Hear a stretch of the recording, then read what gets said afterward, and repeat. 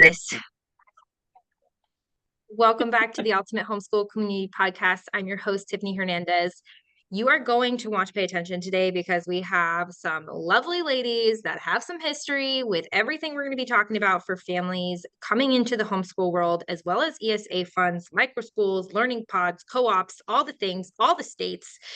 Don't miss it. We have several others coming out in the series, thanks to Kimberly from HCN. So I'll get right into it. We have wonderful guests here. So we have Denise with us from Trailblaze Ed, and then we have Jen with us from Mars Microschool, and we have Kimberly with us from the Homeschool Counseling Network. Welcome, ladies. Great to be here. Hi. Thanks for having us. Yes. Okay. So we're really wanting to know about the system that we all grew up in. Is it no longer the system that our children actually need? What if the definition of school is quietly being rewritten? And not by policymakers, really. This is by families. And what if this shift isn't a rebellion? Some might think so it is. However, what if it's a return back to the way that school used to be, the way that learning used to be? So what if the question that the parents are asking is, what kind of life do we want to build versus what system are we just jumping into? We're not doing this alone. There are several other homeschoolers out there, and our numbers have gone way, way high in the last several years. And it's especially because of the ability for funding. Now, Kimberly and I are going to be talking a little bit more about funding later on. So right now we're just talking about how we got here.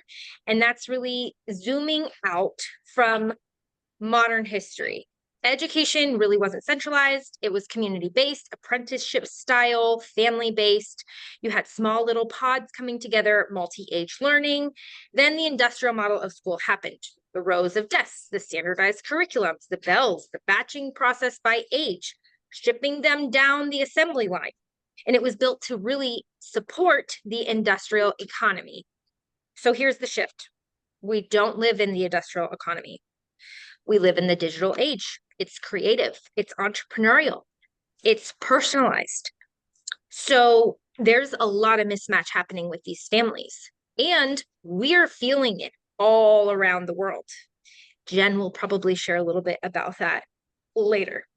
So homeschooling really started to see a rise, but there's other alternatives, right? There's these microschool pods, there's co-ops and all these other things. So there's all this shift of flexibility, but that really allowed for learning to be more personalized, and education didn't have to look one specific way. So now what do? Homeschool's growing. It's not just about demographics, but it's across cultures. It's across philosophical backgrounds. Then you see the microschools emerging with small relationship-driven learning environments. Then you have the hybrids forming, part homeschool, part community, but the instruction is really still geared towards the learner. Then you've got learning paths and co-ops and programs that are faith-based or secular. You've got learning outdoor education programs that are nature-based, project-based. It's not one movement. It is an ecosystem that we are creating, and families are no longer passively consuming education. We're designing it. So we've got a lot of questions. What about academic rigor? What about safety? What about flexibility? What about alignment? What about mental health support? Is it still available to customize these things, or is it something different? So school is really evolving, and how we define that is really where we come into how families are wanting flexibility, they're wanting personalization, and this is where our discussion starts. So, Denise, can you share just a short, brief background about yourself and tell us how you have seen the demand for customized education and those experiences shifting in recent years, because we know they have skyrocketed? Correct. Totally agree. So initially, I had a non-traditional career, and my husband and I were wildland firefighters. And when we decided to settle down and have children, I needed education system that wasn't tied to the public system for flexibility. We moved 9 times in 13 years. We had time off in the winter, not in the summer. We were constantly moving into really remote communities that may or may not have fabulous, like pluralistic education options. So I chose to homeschool my kids. And I did it really I wanted to keep our family culture intact no matter where we were living. And it was not strictly academic driven. And I kind of felt like this was weird back in the 2000s, right? It was still pretty rare. Then COVID hit, and I started a micro school to help other families in my community, because what I was seeing, I was doing consulting, and what I was seeing is that besides having educational crises, the next demand from parents was they wanted flexibility. They wanted out of a state sponsored system, and they wanted to move to a family driven system. And so I think that was really in the marketplace, that was the need that my micro school initially fulfilled, was some kind of support for people who wanted to take control of the education, but weren't in a position to do it full time. And I think most people at this point, because they are from a traditional system, are a little bit hesitant to, like, they need that scaffolding, right? And so in my case, that's where we come in. Fair enough. I'm liking the fact that you're talking about traditional school and the structure with that, because I think a lot of families are scared or hesitant to jump ship from that model because it's so ingrained and it's been such a habitual lifestyle choice. And this has really come into our next question, which is about why are families prioritizing this flexibility over this traditional structure. And I think you said a little bit of that about that family element. Can you share a little bit more about that? Sure. Um, well, in my state, all of our micro school students are actually, they're homeschooled students. That is how they're classified. And because of that, we don't have to demand attendance. We can be flexible. I have a family who they breed animals, they breed dogs, and they travel all over the country to show. And so there was a disconnect between the demand of attendance in a public system versus what we can offer, the flexibility we can offer in a system that is technically homeschool but supporting the education. So another example would be I have a family whose mother is a million-selling author, and she travels the world. And so occasionally she'll take a kid with her to go to Japan or to go to Germany, right? And there's no penalty for that. We support the family as an ecosystem because the families are the ones with the most skin in the game, right? They are the ones that want their children to be successful. And so we can just help them with those skills. And there's no compulsion, right? It's all market based. They show up when they want to show up. We support them in the skills they're asking us for. And then they can be self-supporting eventually. That's a great point, especially with the fact that I know a lot of micro schools they don't want to be classified as a school, which means you're keeping attendance, you're keeping records, and all of that. So this allows the parents to have the structure and the support of a school-like system without the school being responsible for everything, thus allowing all this flexibility to happen.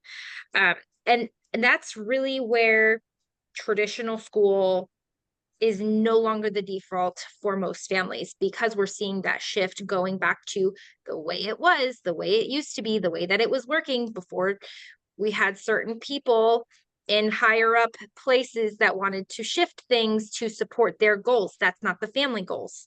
And so we're seeing that system break back down, which is a good thing. However, that still leaves some room um, for conventional options, more flexible options. We don't know, right? There's still a little bit of, I feel like, pushback because they still want to keep their hands in muddying all of our private sector.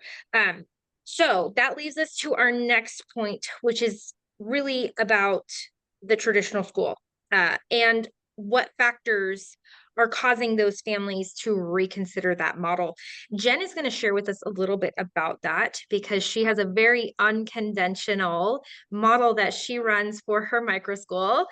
Share with us a little bit about yourself, Jen, and why you're seeing families reconsider these school model options. Yeah, so my name's Jen Wolverton and I run Mars Microschool. And I came at this from an engineering standpoint where I just wanted more technology in the system. And so I created Mars and we run artificial intelligence technology through every single subject that we do at Mars. It's just been so much fun. And I'm so surprised at the number of dads that want to be in the room and dropping the kids off. And they're always peeking in and wishing they could skip work for the day and hang out with us. I've had a number of them say, I wish this was what was available when I was a kid. So it's kind of like, what do you have to do to make it perfect for a young boy? What does school look like if it's exactly right for a young boy? We have middle school and high school, so I guess they're not that young. They're young to me. But for us, the factors really that made Mars required was the lack of tech that's involved in public schools, as well as kids that are neurodivergent have a harder time being served by the public school system. And that is definitely becoming very obvious to me as I see my numbers somewhere around 75% neurodivergent in my classroom. And that's just ridiculous. That's not relevant to the population. Like the population is not 75% neurodivergent, and public schools are busy saying that they serve everyone equally. And so I just don't know that that's true anymore. And so we've either got to fix that problem so they can be speaking the truth and serving those kids, or we need other models. And that's what we're providing, I think, in the microschool space, because I started talking about that as this is my second year. And I'm finding that most of us have lots of neurodivergent kids, dyslexia, dysgraphia, ADHD, autism, and the neurotypical kids are the one-offs. It's a couple of those here and there.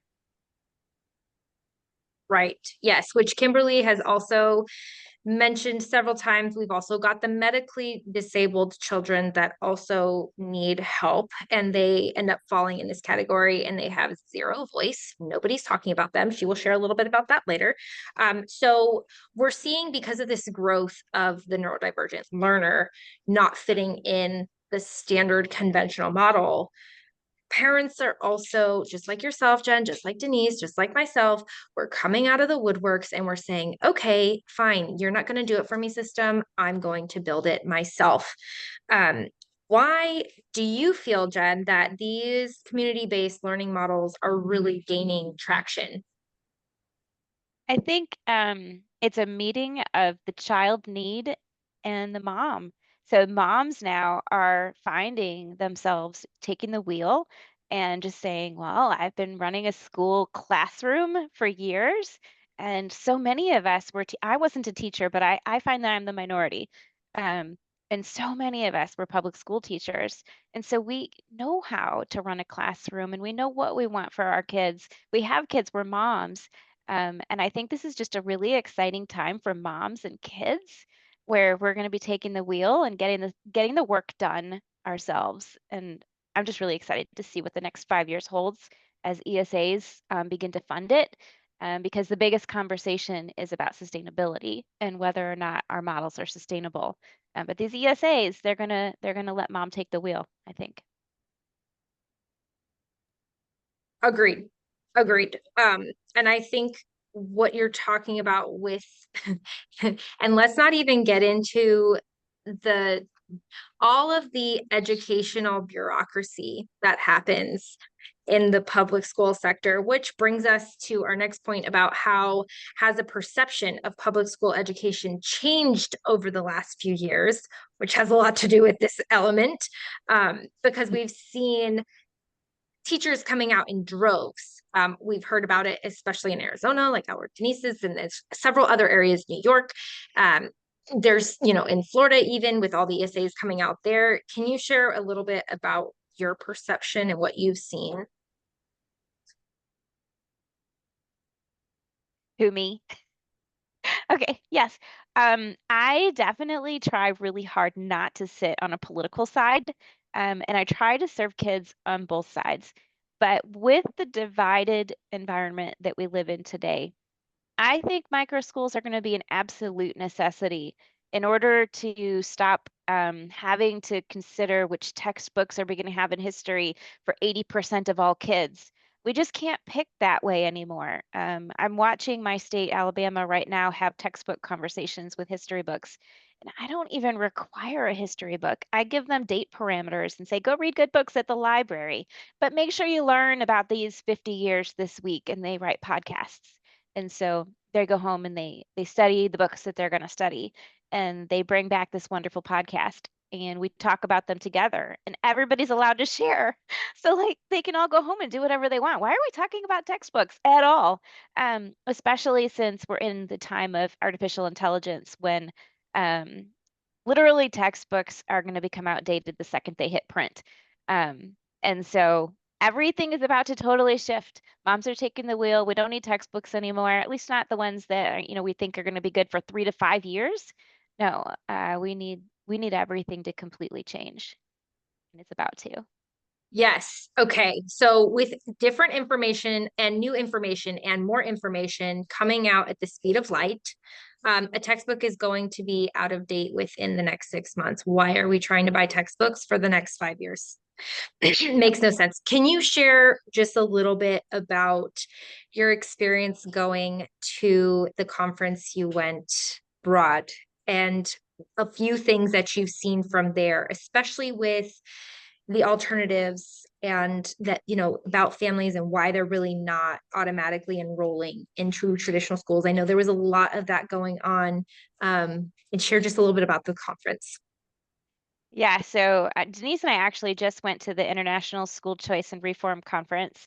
I spoke about artificial intelligence in the microschool and how we're the flexible, agile model that is going to make it through that agentic AI era, and the big, colossal 1,000 kids in a building having to pick books for 3 to 5 years just isn't going to happen anymore.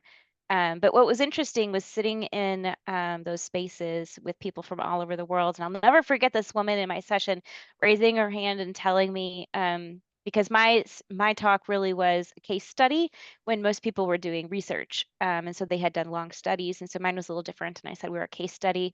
And so I really would like to encourage everyone, because my audience was researchers. And so I want to encourage them to start doing studies on the schools that are using artificial intelligence in their studies, and not just as writing 5 paragraph essays. I'm talking about using it to build things, which is going to be amazing. But how can we get more people to do these research studies? And this woman in the room raised her hand and said, "Oh, just so you know, I'm from Estonia, and every school in Estonia is now going to be required to do studies on AI ethics and literacy." And I was just so excited. I had to go and look up Estonia because it's such a small country. You don't hear about it every day. And so I was just excited, and not at all surprised that it is a small country. Again, the things that are smaller are going to do better in a more agile, flexible environment, which brings us back to the microschool. That is why it is the education of the future. And these moms are literally paving the way to the future. I'm so glad you brought up that point because that's where we're coming to next in our talking points. Um, we are seeing this expansion, and it's not that okay. So early on in the early American history, or just early in education, you had these apprenticeships. You had the king's sons getting tutored in the home, and they were kept away from everybody else. Now these models of microschool are like, okay, who are you most like? What are your values? What does your family want from this educational experience or environment? Go find that. It is there. There is so many different plethora of options in the microschool movement. And I was talking to Kimberly about some of this because she's like, I'm just new into all this microschooling stuff. There's been all this backlash back and forth between homeschool is better, co-op is this, and well, microschools are done this way. It's like, whoa, whoa, whoa, whoa, whoa. We're talking about a movement here. This isn't a specific system. This is an opportunity for growth in small numbers. And that seems like an oxymoron, but that's exactly what we're trying to be. And that brings us to the point where, we're figuring out why. Why is this driving that rapid growth of microschooling and learning pods? Denise, if you can share with us a little bit about what you've seen in that area of rapid growth, especially since you've been in this a little bit longer in your state. Yeah, I would would say at first, like homeschooling, there had to be some proof of concept. So like microschooling started in Arizona about 2018. And literally, I think my first year it was me and 7 kids. And it took a while for everyone to figure out nobody grew a tail. Everyone came out sane. There was a little bit like, what are you doing over there? It's so weird, right? But then we started having families who would have a medical emergency and we could support them through that. They were homeschooling and they needed support through that. I had a family she was homeschooling her children. That was her intended purpose as a mom. And she ended up having a medical emergency with a preemie, and we live very rurally, and she needed to travel to the city to take care of this premature baby that she had. And we were able to step in. She was able to kind of hand her kids over for a few months and be like, would you support them in their education? Well, I have larger, more pressing obligations. And we said, you bet, right? And so what we're seeing is that as people have some exposure and they spend a little bit more time understanding that the system that they were exposed to isn't the only system, and they interact with people with different ideas and different exposure and different upbringing, different education models, all of a sudden they're like, oh, all of these are viable. And moving in and out of them is actually maybe the ultimate, because what our initial intention isn't always what we have the bandwidth for or the funds for down the road. And so for microschooling, what I'm seeing is that parents have decided they want to they no longer want to abdicate to a state system their beloved child. And so we are then providing that interface and support.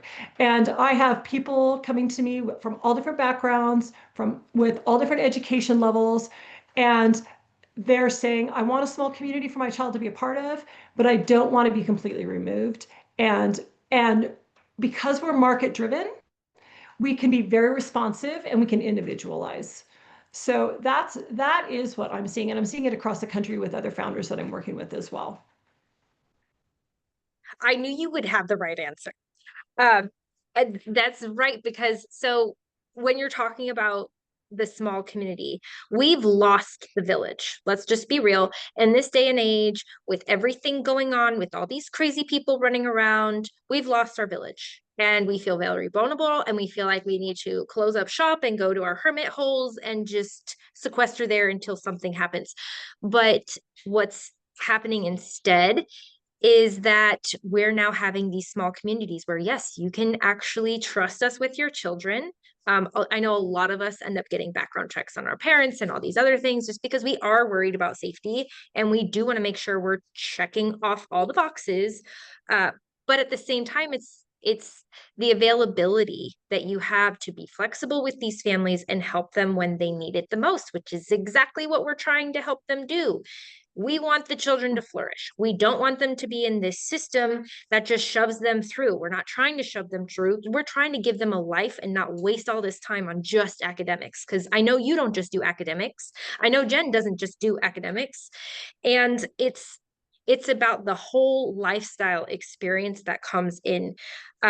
So with that, it'll bring us to our next point of really, how do these micro schools differ from traditional private or public schools? Which I would also like to add the charter school system thing going on, because I feel like, and maybe Jen, you can share with this a little bit. I feel like the charter school is kind of trying to be the bona fide better public school but it's still in the system, right?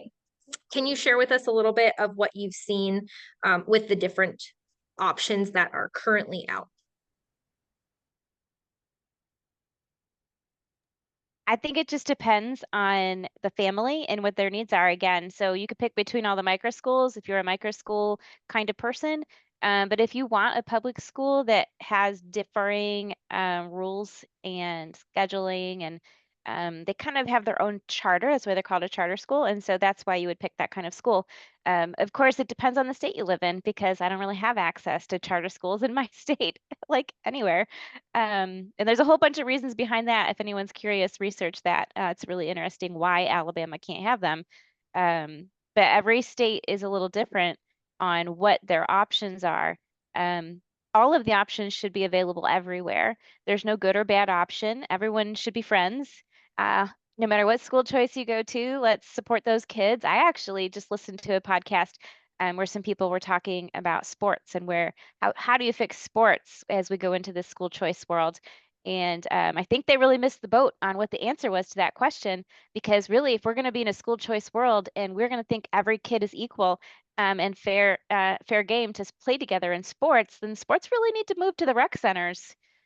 They shouldn't be at the schools. And if I want to complain about what microschoolers and homeschoolers are spending their funding on, their state funding, then maybe we should have a conversation about why my tax dollars are only supporting 80% of the kids to play sports. I don't want to buy a football field just for the public school kids. Why shouldn't I buy it and plop it down in the rec center? And every kid can use that publicly funded good.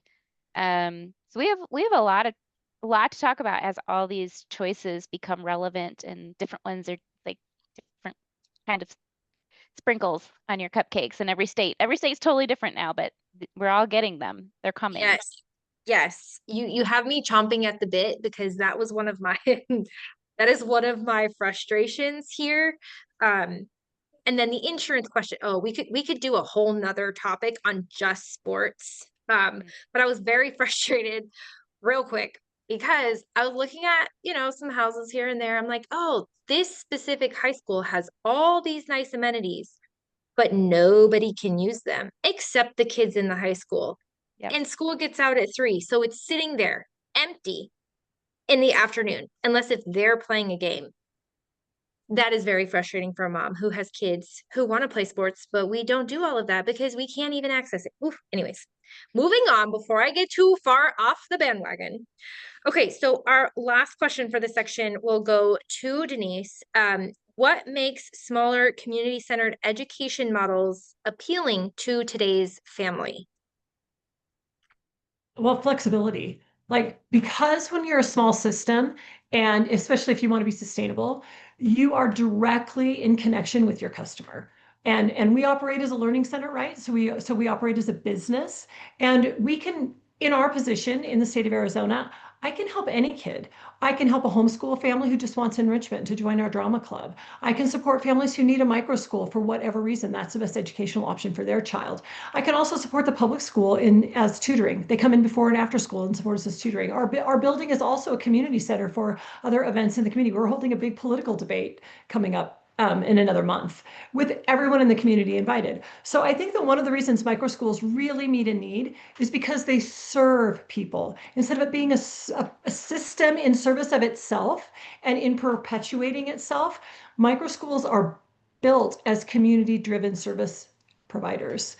And so the other thing that we do really well, I think, is collaborate. There's a lot of collaboration, including with other vendors. So I've been able to build out a vendor network with other people that can access ESA funds. I have a Suzuki trained music teacher that joins us. I have a professional opera singer that joins us for classes. I have the feed store down the road is now an ESA vendor. And when kids are doing a 4-H project that aligns with what our ESA funding is allowed to be spent on, their funds can be spent there as well. So it benefits the entire community when we move away from a system that's just perpetuating itself and then one that serves families. Yes, yes. I cannot agree any more than I already do, because that's my biggest thing. Connection, relationships, those are what get your child further. That's also what helps them to learn how to be a part of the community. We've separated education so far to keep them safe instead of letting the community in and saying, look, come and impact our next generation. We're keeping them away from all the impact that they could get, and all the benefit and all the knowledge, all the wisdom. Oh, okay. I could go off on a rant, but I won't. So we are running short on time here, and I don't want to forget Kimberly's section, which brings us to the next part about the whole ecosystem. Because like you're talking about with vendors, Denise, and like Jen's talking about with bringing in the dads who want to do all the things, we've got therapists, we've got coaches, we've got evaluators, we've got people in the mental health space. And this is really where we're talking about that expanded ecosystem of how do we support the whole child, not just their academics. So Kimberly, how would you say the homeschool ecosystem has expanded beyond just parents teaching at home? Well, for starters, hi, I'm Kimberly Bennett, Homeschool Counseling Network founder and CEO. I'm a licensed professional counselor for over 20 years, and I've been a homeschool mom for the past 7. To piggyback on a lot of what these ladies have already said, we have seen a huge shift in the way we view education and in the way parents' knowledge of education and home education. If the pandemic taught us anything, it kind of pulled that curtain back, and we were able to kind of step inside and see, oh, wait a minute, this is what is going on. I can do this. This is what I can do. I can do this at home with my child. But more than that, we're seeing a big shift in parents bringing their children home to educate them. And we're seeing it particularly in about 20 to 30% of homeschool families choose to homeschool because they have a child with some type of special need, whether that's a learning disability, a learning disorder, if they're on the spectrum, if they have a neurodivergent, if they have some type of diagnosis, whether that's medical or mental health. Those parents are saying, hey, my child's needs are not being met in the public education system. There's got to be a better way. So the homeschool ecosystem is now starting to expand to include service providers in the community, where you've got your occupational therapists, your physical therapists, your speech therapists, those are your allied health professionals. You've also got mental health therapists that are helping children and families. Sometimes you bring a child home to home educate them because there's a systemic issue going on with the family. I mentioned earlier about a mom who had a preemie baby, or sometimes families had different work schedules or different goals as a family. But what we're seeing is that these families need support. They're not getting it through the traditional pathways that they would get through public education, or the pathways that they had when their children were in public education were not enough to meet those kids' needs. When they come home and they bring those kids into the community, and they have support like what we provide with our providers through HCN, they can take these ESA funds that are coming in, at least in Texas. Texas is new and coming into all of this. It's not rolled out quite yet. The applications are still open, but the monies are going to be approved so that those funds can be taken and applied to therapy services in the community, which means these kids are going to make significant gains because it's all about that personalized attention and that individual support. You're going to see huge gains for these kids. Couldn't have said it any better. You are so right. And this really goes back to the fact that when we create the ecosystem around the learner, that learner then gets all this holistic help instead of just isolating one thing or another. And let's face it, the system cannot adequately serve all of the members in the system. It's just unfortunate. A lot of them go through the cracks, and this is why they end up getting brought home. This is why they end up having issues, or there's behavior problems or what have you. And the poor teachers, like just the poor teachers, because they're trying to help and they're wanting to help, but unfortunately they are maxed out. And it's really not fair to the providers and the students. And this really brings us to that role that you see therapists and tutors now coming into in homeschooling. How are they helping? I know you've been the bridge, and you're bridging that gap between the public sector and now, coming into the homeschool sector. What have you seen these roles shifting into as they're coming in to that homeschooling space?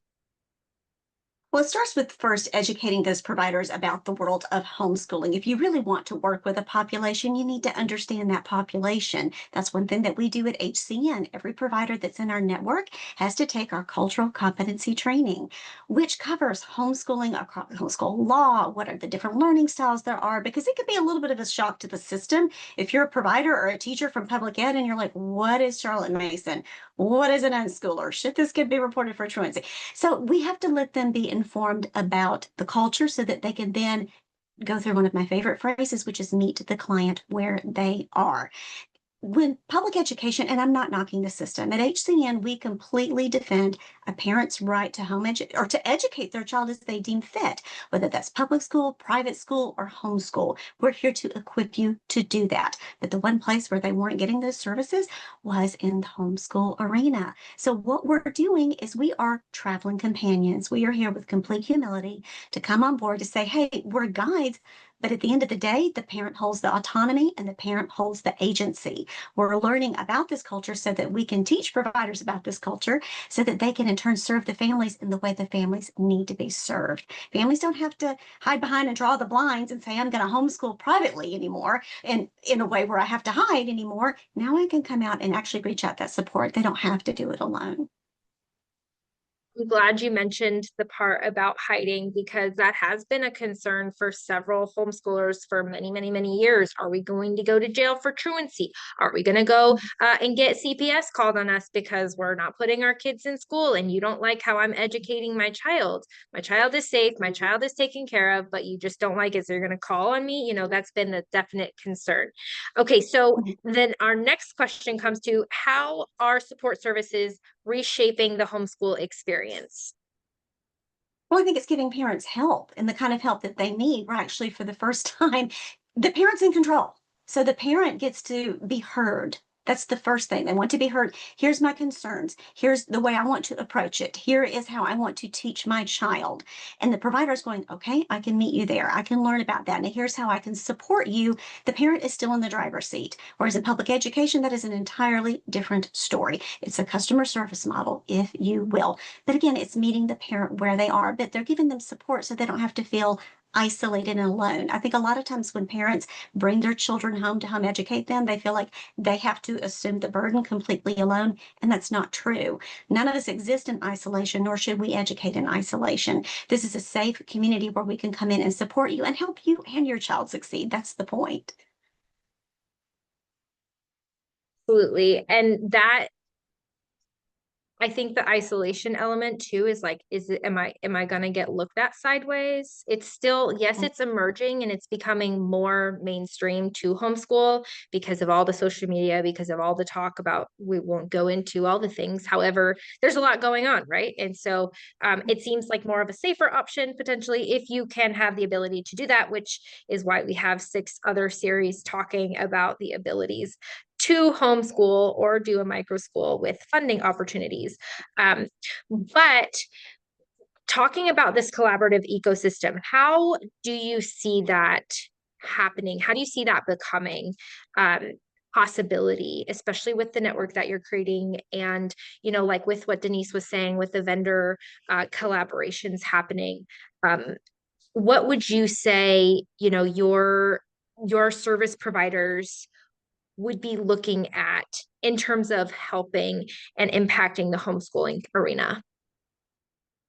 Well, I think the first place we're starting, and was what I first noticed as a parent, as a homeschool parent, and as a licensed professional, the first place we're starting is with healing. And by that, I mean we're having to regain trust and rebuild trust.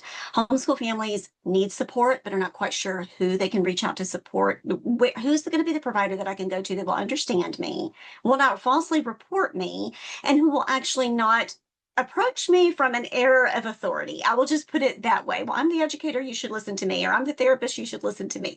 No, no, this is the homeschool parent's child. You have to defer to them first. It's about coming from an area of humility, as I said earlier. I think what's going to happen is once we start, we're slowly getting there to where we're healing that rift, where providers are being educated through our program, and then they are in turn going out into the community and providing services that look a little different from what homeschool families have seen before. With that, it's just going to take time. It's going to take time to earn the trust back of the homeschool community. It's going to take time to train providers. It's a mindset shift, not just for the homeschool families and for the providers. And like anything else, when you want to change a culture, it's going to take a little bit of time, but we've got nowhere to go but up from here. So, right, 100%. Especially with the fact that, you know, we have so many more options and opportunities coming. There's no reason why we can't work together and we can't figure this out. And we have, like you said, the state's money coming out, hopefully to help with some of these things to help curb the cost. Because for parents, I know for myself, like we don't qualify for the lovely things they have here in Tennessee, because some of us just don't even qualify for that. So this whole, oh, well, okay, we could go into a whole nother thing, which we will in our next step. But now that we've seen this, you know, you're really able to figure out how your services can come in and link arms with microschools. How do you see that happening? Well, I think it could start out on the part of the provider to go to reach out to the director of those private schools and say, first, it starts with a needs assessment. What are your needs? How can we support you? You don't want to come as a provider and go, oh, these are the services I can offer you. You have to ask your customer what they want first. And then you build from that. And over time, you just pivot. It's in your research model that you want to do. You do a needs assessment, you adjust your services, and then you deliver those services. And over time, you change. And if you can't evolve with it, you're probably not going to stay in business for very long. That's just the business of it. Okay, absolutely. Yes. Customer knows best. We're not, and we're not saying that, I mean, the customer always knows best, right? I could say this so many different ways, but we want to make sure that we're also supporting the parents and the family in the right way that is best for that family or that child. And this goes back to that individualized point. So yes, you could bring your services to a certain micro school, but that doesn't mean all the students in there will need it, or that you're only going to link arms with one micro school. Like you might have a service provider in the town servicing multiple micro schools in the way that they best see fit. And that's really what we're trying to say here, is that these families are wanting options. The families are wanting to bring the autonomy back to them, allowing their students to have their values, share their goals. They all have different ideas of how they want to live their lifestyle, and being flexible to do that while still getting your resources that you need, having the community that we need, because let's face it, we cannot be isolated. And if we have any other statements about that, I'd love to just open the floor for a few minutes because we're running out of time here. But I think the real goal here is that if we're going to redefine school, just like Kimberly was saying, we have to really rethink leadership. We're not just coming and saying, well, I know best. We're coming in and we're saying, how can we link arms with you? How can we come alongside you and support you? Because that's really what our goals are. So I'll go ahead and open it up. And I know, Jen, you were talking a little bit like about the sports element and some other things. Is there anything else that you feel would be really important to share before we close? Yeah, I just feel like the sports is a really huge thing, because that is one of the main reasons why people still attend primarily public schools. And if that is the only reason they're going there, and I always hear, I'm not really worried about, the education. This is what my family did. We want to do Friday night lights. That's fine. But we really do need to start having the conversation of, why is everyone paying for that with our tax dollars if it's not education? And that is how they describe it. And so we really do need, if we're going to agree that it's part of our culture and our culture should be paid for by our tax dollars, then they should move to the rec center. And so many communities have these rec centers. They just keep building multi-million-dollar school facilities that I don't feel like are necessary. So I actually feel like we in the a la carte environment should start talking about this more. And what do we, while they're interrogating every dollar we spend on our education, and our kids are fragile. Like a lot of our kids are literally fragile. They're coming out harmed, and we are the ones fixing the things that broke around them.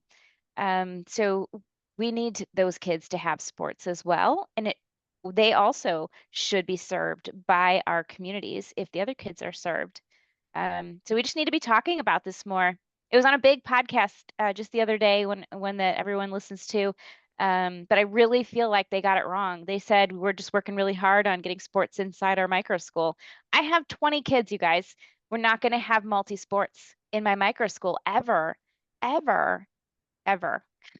Yeah. So No, we just I'm can't. glad you brought this up. And Kimberly sent me a article. I won't be sharing the whole thing. However, in one of the states that has a lot of money allocated to it, there is $12 billion worth of unused and underutilized buildings that districts are just sitting on, just to prevent private or charter schools or some other kind of alternative options from buying them. This is ridiculous. are you kidding me? That these kinds of articles just fuel my upsetness. I know that's not a word because I'm trying to use good, nice things to say. However, why would we be doing this and keeping all of these wonderful resources from our children that we say we so much care about? That irks my nerves. And then I that they have all this money in reserves, $2 billion in reserves in the last 2 years. There's another thing that we should add here. And in case there's anyone listening who's running a micro school who has connections and inroads into corporate America. Say you have a big company, a spouse of a micro school owner is a VP of a big organization somewhere, and they have a basement that's available. One of the things that I talk about when I speak is corporate micro schools. So corporate micro schools to me are the future. What happens when you not only bring kids into a space where adults are and they're professional and they're put together and the kids see that and they learn alongside that, they have lunch in the cafeteria alongside that. Those adults can be guest speakers and talk about industry. There's so much happening in the world that our kids are locked out of all day long because they go to the yellow bus and that's where they go every day. But the other thing that changes if you do that is the budget. What happens when you have ESAs funding a good portion of the bill? You have parents giving just a little bit, so they have a little bit of skin in the game. And then you have corporations able to literally provide this program as an educational benefit. And that's the key I want everyone to hear. What if education was a corporate education benefit? That families who worked at Microsoft could send their kids to work with them, and families who worked for Facebook could take their kids to work with them. Maybe hospitals could have it in the basement of their buildings.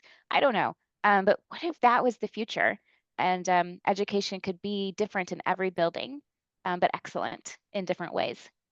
I love that. Almost like bringing back the co-working space and almost some of that industrial educate or like system, but with a totally new spin, bringing back the apprenticeships. You actually had this memory come back up when I was younger, my dad would bring me for Bring Your Daughter to Work Day. It ended up turning out to Bring Your Kid to Work Day at Nielsen Media Research. They were big on this.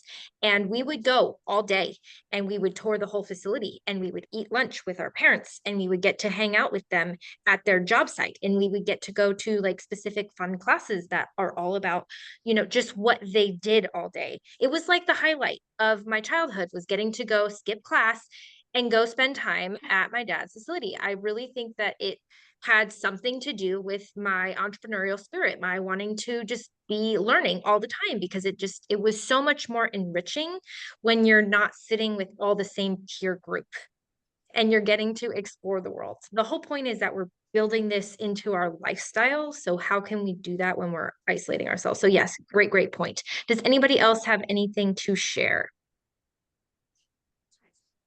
I was just going to kind of riff off that. One of the biggest benefits I see in microschooling is the multiple age groups. So we have a much more natural ecosystem, right? It is not a single peer group that is Yeah. horizontally, aligned. We've got a lot of vertical alignment and socialization. And I think that's where we're replicating a somewhat of family model. And I think that parents are really picking up on how much better that is for kids than this horizontal system that does not support learner skill building.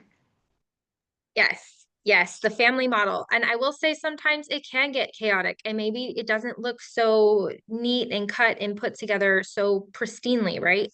Like our nature school outside, we've got all ages going from toddlers all the way up to teens. And sometimes it isn't going to look exactly the same as what you're expecting to see in a traditional classroom because they're not all sitting in desks, they're not all sitting in rows, and they're not all the same age. And so learning is going to look different. And a lot of times, parents need more of the guiding than the children. The children kind of figure it out, and the parents are sitting there. Okay, what do I do next? How do I make this work? So sometimes it doesn't fit them because they're not used to seeing it. But even Maria Montessori, who I love Montessori, but she talks about the multi-age classroom and how the older students help the younger students, and that's teaching them leadership. And there's so many other benefits from doing it that way. Well, this has been such a great conversation, and I'm so glad you all could join me. And we are going to stick around for just a few minutes and have ourselves a little chit chat. So if you are seeing this, we're going to hop onto a new call and share just some questions that we have the back of the news station. So thank you all so much, and happy homeschooling, everyone.